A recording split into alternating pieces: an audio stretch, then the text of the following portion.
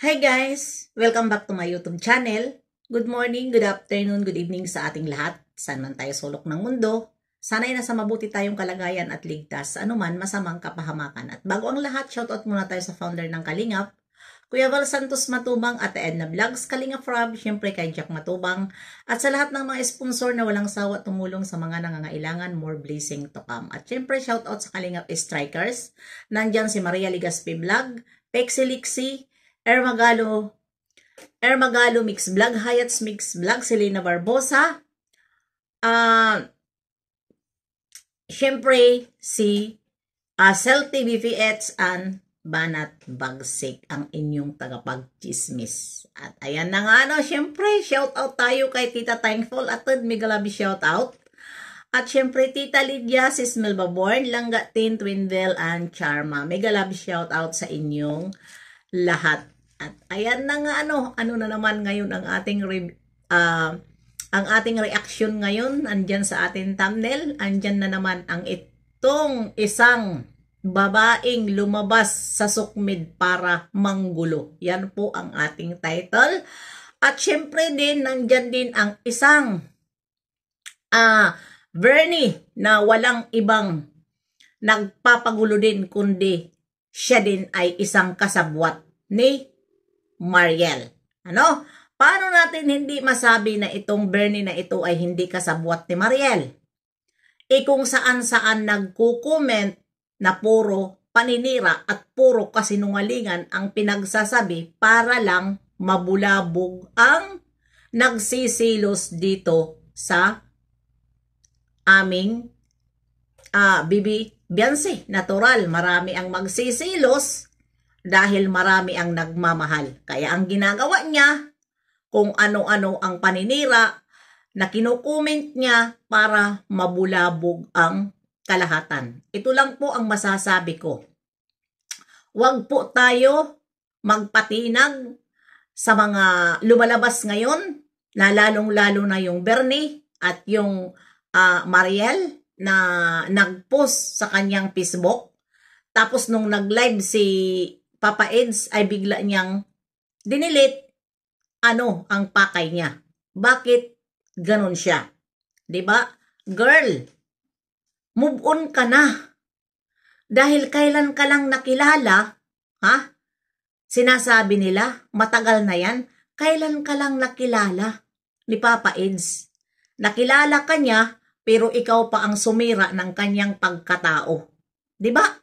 Umpisa lang, gumawa ka ng kaguluhan. Ikaw ang gumawa sa lahat ng pagninira dito kay Papa Eds. Ha? Dahil nung una din noon, ikaw ang nagpakuha mag-video para mabulabog din ang kalahatan. Kaya yan ang sinasabi ni Kuya Bal na gusto pabagsakin ang EDSA. Posible, ito na. Pati si Bernie. Ha? Ikaw, Bernie, alipuris ka. Ha? Alipuris ka ni Mariel. Nag-iisip kayo kung ano ang inyong sasabihin na puro kasinungalingan para bumagsak si Kalingap Edo? Magsilos ang Bibi Beyonce namin? 'Di ba? Wala na, hindi na magsisilos ang Bibi Beyonce namin kahit anong pasilos nyo dahil silang dalawa ang nakakaalam. Ika nga sabi ni Bibi Beyonce, lahat nagalawan ng Papa Eds ay alam niya dahil hindi ito umaalis kung hindi nagpapaalam sa kanya. Kaya ang Bibi Beyonce namin, relax. Wala kang dapat makikita, hindi mo makikita ang Bibi Beyonce namin na inggit na inggit sa'yo. Ikaw ang sobrang inggit dito kay Bibi Beyonce dahil ikaw ang gumagawa ng kalukuhan. Ang Bibi Beyonce namin, kampante na siya sa sinasabi ni Kalingap Edo. Malaki ang tiwala ng Bibi Beyonce namin dito kay Kalingap Edo at wala ng ibang mamalahalin ang aming Papa Eds kundi ang kanyang wife. Kaya, dyan ikaw Bernie at Mariel, tumahimik na kayo. Huwag kung saan-saan na live. Papasok kayo para lang. At ang pinapasok nyo pa talaga ay yung alam nyo na makabibibiyansi at maka-EDS na mga reaktor. Yun talaga ang pinapasok nyo kasi para mabulabog. Ano? Para mabulabog ang aming iniidolo. Gets mo? Pero hindi mo magagawa yan kahit anong plano nyo na paninira, wali. Dahil iilan lang kayo. Iilan lang kayo na maninira kay Bibi Beyonce.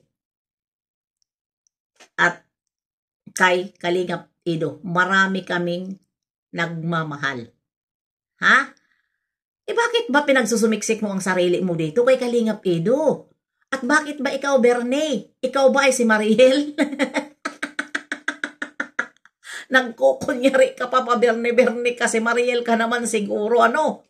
Dahil yung, ano na yan, yung Bernie na yan ay kung saan-saan, punta doon kay July, kay Sir July, punta kay Kuya Bal, kung saan-saan nagkakalat ng mga fake news.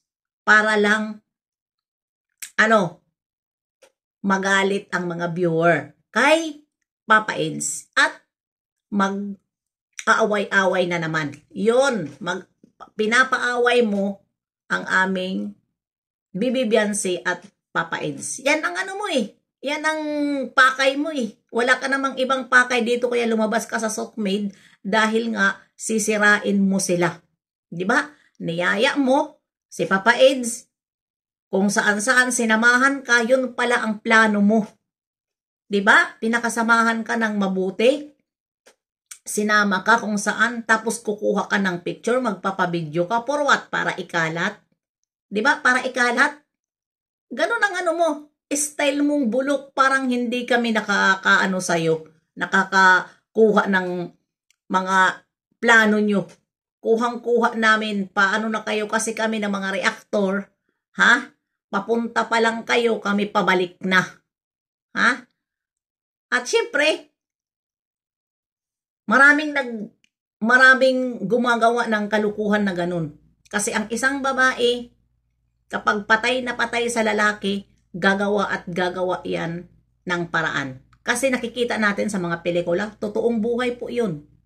Na gusto pa nga papatayin, di ba? Sa sobra lang pagmamahal, gusto papatayin ang lalaki, gusto papatayin ang babae para maangkin lang niya. Yung mga sa pelikula, di ba? Pelikula, totoong buhay yan. Kaya yan ang nangyayari ngayon. Ang hirap talaga. Ano? Itong baliw na talaga ito kay Papa Eds na hindi naman siya nagugustuhan.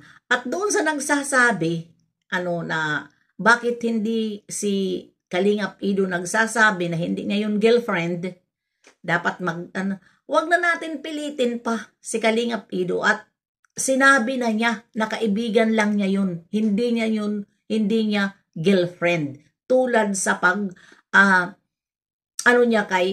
sa mga angels na iba. 'Di ba?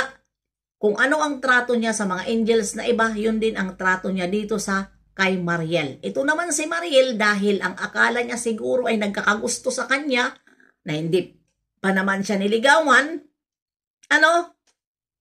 Siguro ko malaki ang tingin niya, gumawa na ng kapalpakan, gumawa na ng kasiraan. Kaya, mag-ingat ka Papa Eds sa babae na yan. Dahil wala kayong, kung halimbawa man nagkikita kayo niyan, masisira ka sa Sockmade, Papa Eds. Kasi, yung babae na yan, hindi yan magtatago kung ano ang ginagawa nyo. Dahil gusto nga niya, ngayon nga kahit wala kayong ginagawa, di ba? Pinag-aanuhan ka na niya.